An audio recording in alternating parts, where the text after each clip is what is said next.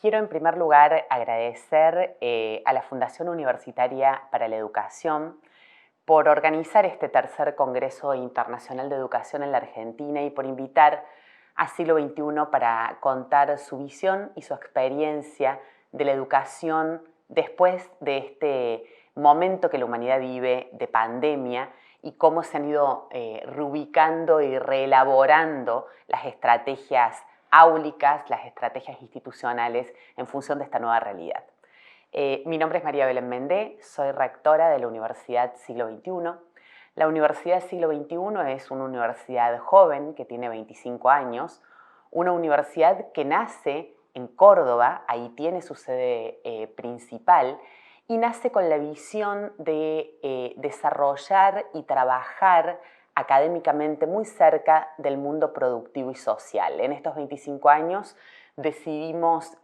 abrazar la misión de democratizar la educación superior desde la iniciativa y el sector privado, es una universidad privada, y hemos trabajado en los últimos 10 años incansablemente en generar un modelo que logre incluir a los alumnos de todo el territorio nacional, vivan donde vivan, tengan la realidad social que tengan y también el estilo de vida al que de alguna manera los va llevando esta sociedad. Esta universidad es una universidad que tiene 65.000 alumnos en toda la Argentina, más de 43.000 egresados en la Argentina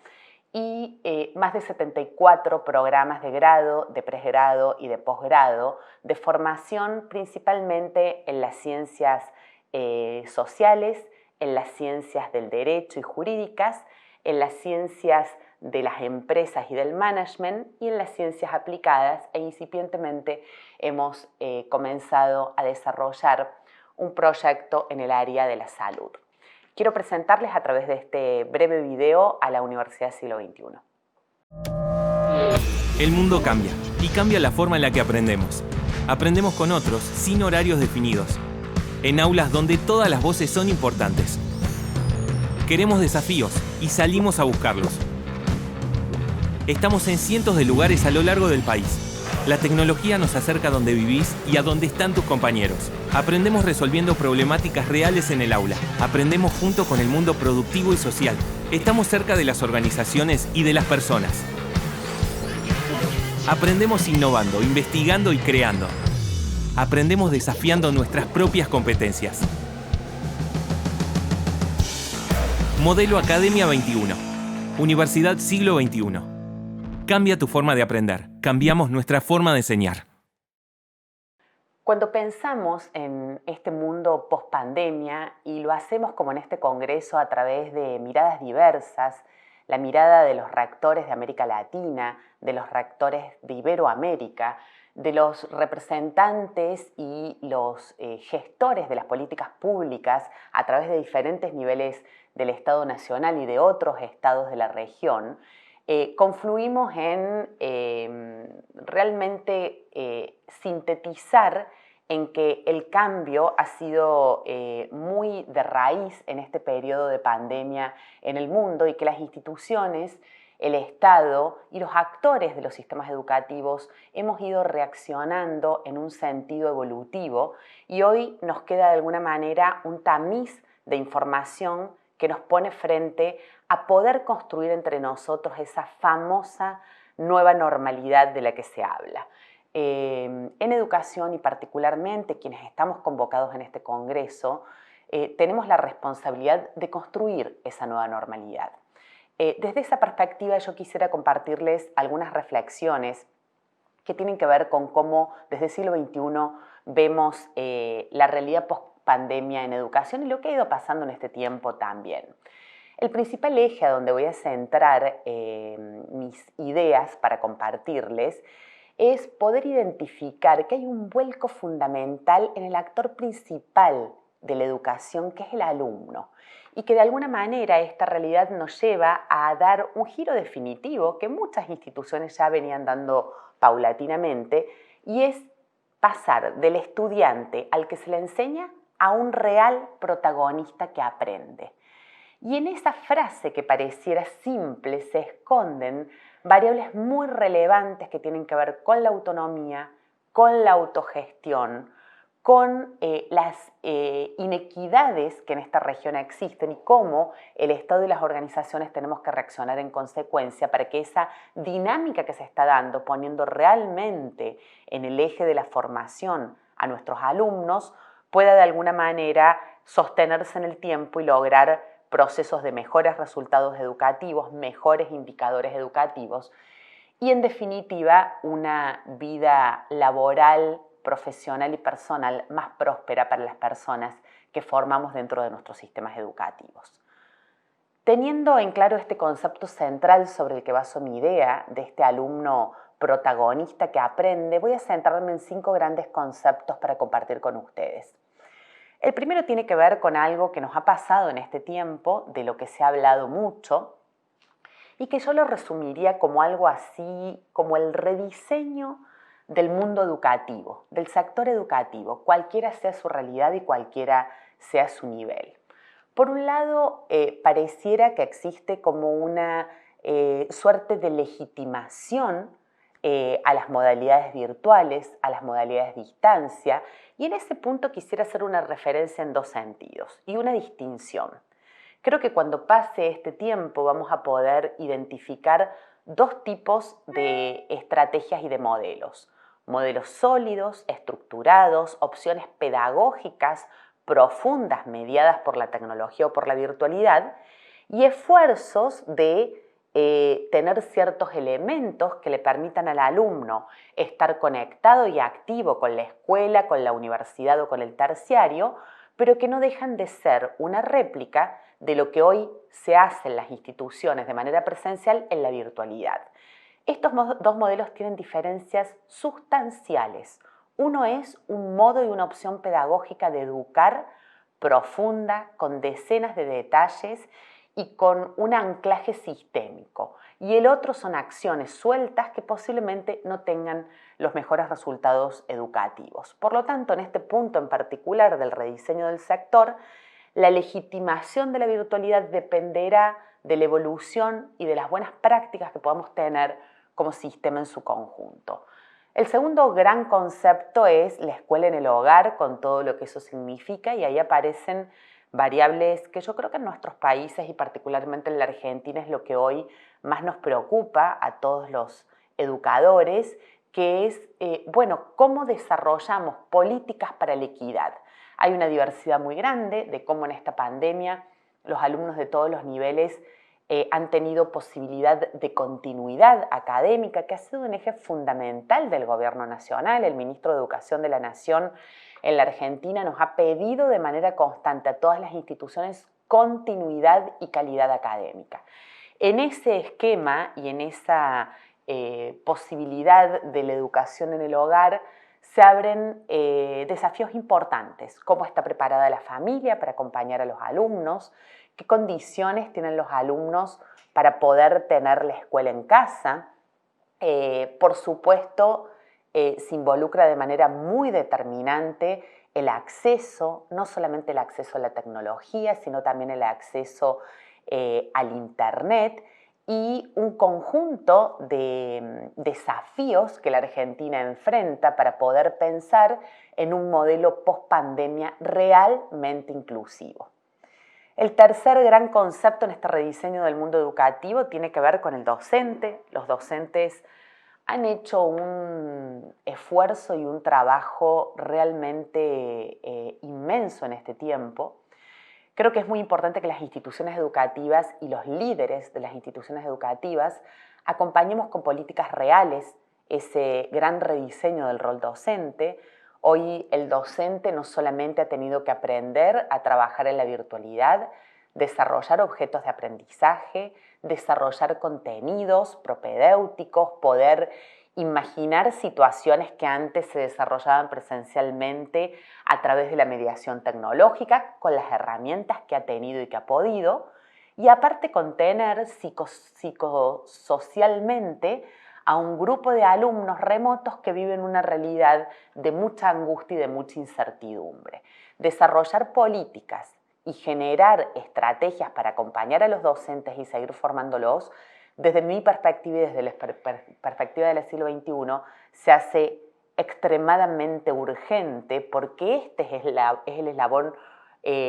principal de cualquier institución educativa. El profesor como el mentor, el guía de una clase que ha cambiado su dinámica. La velocidad de cambio ha sido realmente muy rápida y en esa velocidad todas las instituciones hemos hecho el esfuerzo de adecuarnos. Esas adecuaciones tienen una cuota de innovación y de creatividad relevante. Nosotros en la Argentina hemos estado muy cerca, en mi caso todos los rectores, pero en el caso de la educación media y de algunas otras experiencias jurisdiccionales, aprendiendo de cómo cada uno ha hecho y qué prácticas ha llevado a cabo para que ese cambio tan veloz que tuviéramos que hacer fuera positivo y fuera integral. Y la verdad es que yo rescato especialmente la gran innovación que han tenido muchas instituciones, diferentes entidades y el propio Ministerio de Educación está generando una publicación en donde muchos de nosotros contamos cómo hemos hecho para hacer esta adecuación y me parece que es un material extremadamente valioso para consultar, para seguir haciendo crecer y para de alguna manera pararnos en ese punto para seguir apalancando y desarrollando nuestras políticas hacia adelante. Y por último, entender que en este movimiento de mediación tecnológica, de virtualidad, de trabajo remoto, de esfuerzo de docentes, hay una variable que es muy significativa y que tenemos que tener en cuenta quienes lideramos educación, que es una explosión tremenda de este sector que el mundo le llama EdTech, que es la tecnología en educación y la cantidad de herramientas que existen y que nos ofrecen permanentemente para resolver diferentes situaciones educativas. Desde mi perspectiva, es muy importante tener un modelo académico y pedagógico sólido antes de salir a incorporar tecnología porque sí. Con un modelo sólido uno sabe qué elemento de este DTEC se adecúa a la mejor práctica del alumno. De lo contrario, la tecnología pasa a tener un eje central y el modelo se diluye y ese no es un proyecto a muy largo plazo. En este concepto del rediseño del mundo educativo, como conclusión, decirles que las instituciones que teníamos modelos pedagógicos, académicos y de liderazgo educativo sólidos, hemos podido encontrar muy buenas alternativas de evolución. Quienes no lo han tenido están elaborando y reelaborando soluciones con mucho desgaste y es importante, si me permiten una observación y una recomendación, sentarse a pensar cómo, para qué y con qué tipo de estrategias y didácticas educo para que luego todas las estrategias pedagógicas y didácticas nuevas y la tecnología se pueda adecuar a la visión de la institución. Un segundo gran concepto que les quiero compartir respecto de la temática de la pandemia y la renovación en el aula tiene que ver con ellos, con nuestro motivo de existir, con la experiencia de nuestros alumnos, de cada uno diferente, diverso, con realidades múltiples en este contexto nacional. Y desde esa perspectiva decirles que el alumno ha tenido de alguna manera también un gran valor en la adecuación, en una adecuación que según cada escuela y cada institución requiere normas de conducta en su hogar, normas de conducta de su vida privada, y ha sido importante o es importante en este punto la cercanía de la institución educativa y la integración a la nueva vida del alumno. El alumno tiene sus problemáticas, por supuesto está inserto en un mundo de mucha incertidumbre, donde también se pregunta, bueno, ¿hacia dónde voy? ¿Por qué sigo estudiando? ¿Para qué sigo estudiando? Entonces el rol de la institución es mucho más integral, no solamente el que sucede en el aula en cada asignatura, sino el del sentido de vida, que es un tema que voy a tratar en unos minutos más. En este contexto, por supuesto, hay dinámicas que han cambiado. El alumno en la permanencia del vínculo con los profesores o con los docentes esperan un feedback más rápido, más inmediato, tienen mayores niveles de ansiedad, retroalimentan a la institución educativa más rápidamente, se vuelven más exigentes y en términos generales tienen mucho más disponibilidad de tiempo para estar enfocados en sus procesos educativos. La flexibilidad y la adaptación posiblemente han sido los dos conceptos claves de la experiencia de los alumnos y nos parece desde el siglo XXI relevante no solamente seguir en ese camino, sino generar permanentemente experiencias y estrategias que mantengan al alumno en un vínculo cotidiano con la institución, con sus profesores y también con sus grupos de pares. El tercer concepto que quiero compartirles tiene que ver quizás con un concepto que atraviesa a toda la sociedad y posiblemente al mundo en este contexto de pandemia y de confinamiento, que ha sido la consecuencia de la pandemia, pero que está trayendo efectos muy relevantes y muy significativos a la condición humana, y es la búsqueda de propósito. En definitiva, lo que hacemos las instituciones educativas es trabajar sobre la autoestima de las personas, es de alguna manera desarrollarnos junto con nuestros alumnos en la búsqueda de su misión de vida, en este caso de la universidad, en su misión de ser profesional y de transformar su entorno o transformar su realidad. En esa búsqueda y en ese propósito está el docente como un gestor particular de las motivaciones del alumno, el alumno como eje central y la institución educativa que acompaña de diferentes formas a esa búsqueda y ese propósito. Y en ese aspecto centrarme en 4 conceptos particulares que he elegido. Primero, el aprendizaje socioemocional. Es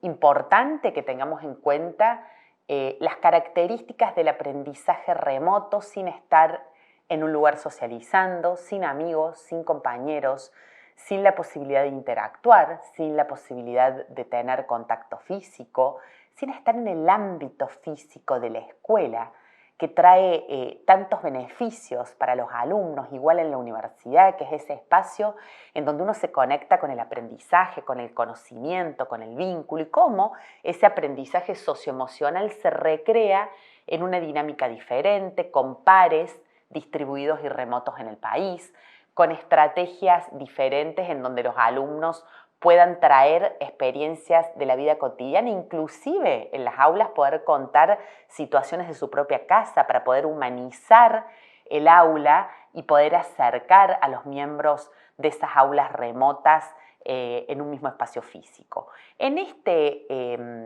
eje de la búsqueda del propósito,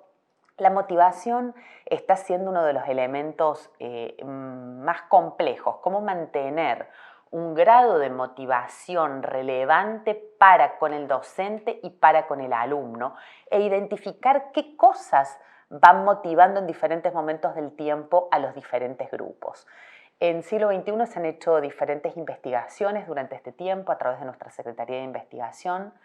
que nos permiten tener ciertos elementos para poder identificar no solamente algunos disparadores de la motivación, sino los grandes niveles de burnout en los que la sociedad argentina ha entrado durante esta pandemia y nuestros alumnos del sistema educativo no quedan afuera, y a partir de identificar cuáles son las variables que afectan más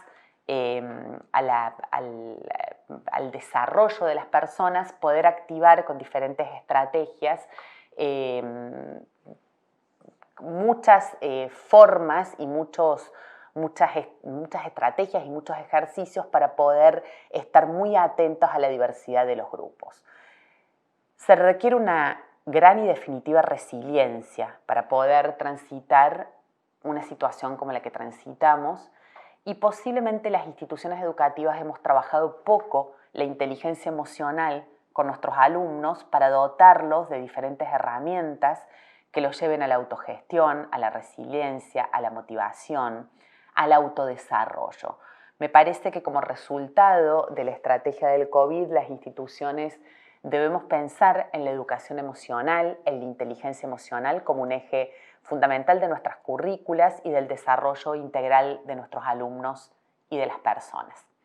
Hemos recorrido el cambio en el sector, lo importante que es la experiencia del alumno, la búsqueda de propósito como misión definitiva de las instituciones educativas.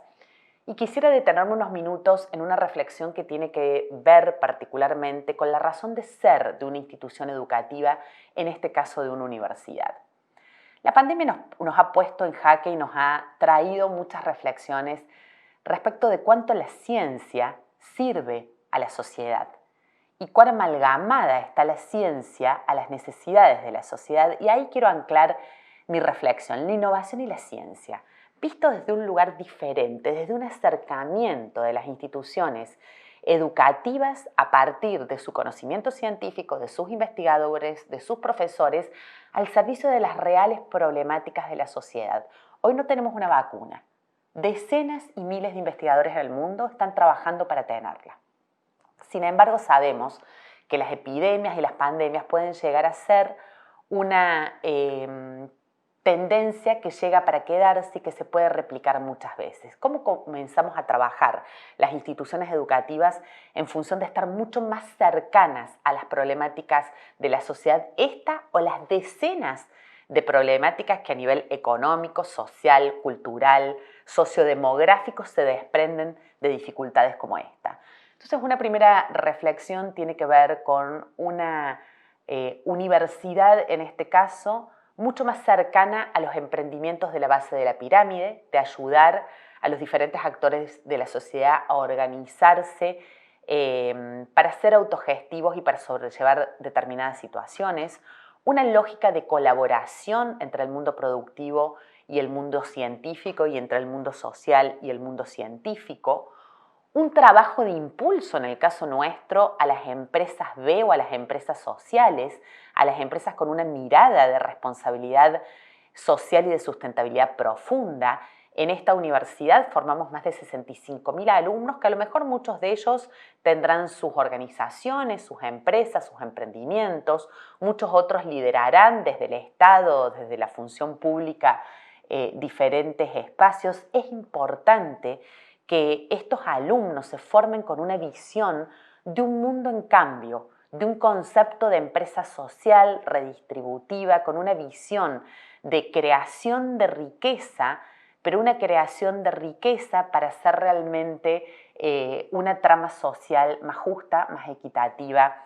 y más sustentable. Dentro de la innovación y la ciencia, reflexionar sobre cómo estamos trabajando de manera consorciada, cómo tenemos que aliarnos entre universidades, entre instituciones, entre espacios y compartimentos del Estado para unir fuerzas, porque los problemas son extremadamente relevantes y grandes y cada vez posiblemente nos encontremos con problemáticas más y más crecientes. En definitiva, cada uno de estos conceptos, desde mi perspectiva y la perspectiva del siglo XXI, tienen un objetivo central, que es cómo logramos en el mundo pospandemia que el poder de las aulas nos lleve a ecualizar la equidad.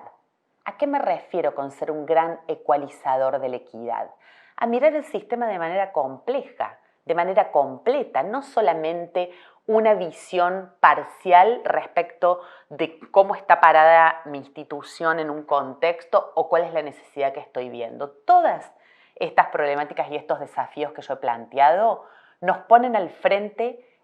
una gran diferencia y inequidad social. Entonces, nuestro trabajo fundamental como instituciones es ecualizar la equidad, lograr que más puedan, lograr generar las estrategias y las herramientas para que los alumnos de todas las realidades, de todas las edades y de todos los contextos puedan tener una educación de calidad y pensar en un futuro que los tenga ellos mismos como protagonistas. En última instancia, y como cierre de estas palabras que deseaba compartirles, no olvidar que si bien se ha discutido mucho si la globalización está en jaque con esta pandemia, si podemos seguir hablando de globalización o de regionalización o de localización, la verdad que en estos años todo el mundo educativo y los diferentes sectores hemos tenido como parámetro este mundo global. Un alumno inserto en el mundo, que sepa resolver modelos complejos, que no desconozca la realidad de las regiones, pero que puede insertarse. Y nos queda un desafío importante en pensar en esa globalización, en cuáles son los cuidados que tenemos que tener en esa globalización, cuáles son las características de la educación en ese mundo interconectado, y en ese mundo interconectado hacer el mecanismo permanente de mirar el sistema y mirar la realidad de nuestro entorno y de nuestro país para poder tener una educación mucho más pertinente, y cuando digo pertinente es adecuada a las realidades locales. Nosotros tenemos 65.000 alumnos desde la Antártida a la Quiaca, realmente, genuinamente, en los lugares más recónditos de la Argentina. Los ejemplos, las características, sus emprendimientos son diversos. No podemos desconocer la realidad del alumno para impartir una educación normalizada y estandarizada. La pertinencia de la educación es algo relevante en este contexto, el impacto a quienes estamos llegando y de qué modo estamos llegando, cuáles son los resultados de ese gran esfuerzo que el Estado, las instituciones públicas y las instituciones privadas hacemos en función de la educación, medir los resultados de lo que estamos haciendo y por otro lado pensar en modelos cada vez más escalables. Nos falta mucho para hablar de equidad educativa y de inclusión educativa. Por lo tanto, el desafío es cómo logramos en esta ecualización de la equidad incluir, ser pertinentes, lograr el desarrollo de la autoestima de las personas y construir esta nueva normalidad en la cual ya estamos trabajando muchos de nosotros a prueba y error, que es una práctica que nos cuesta mucho en un mundo como el educativo que se ha basado durante décadas en las certezas y no en las incertidumbres. Les agradezco mucho su atención.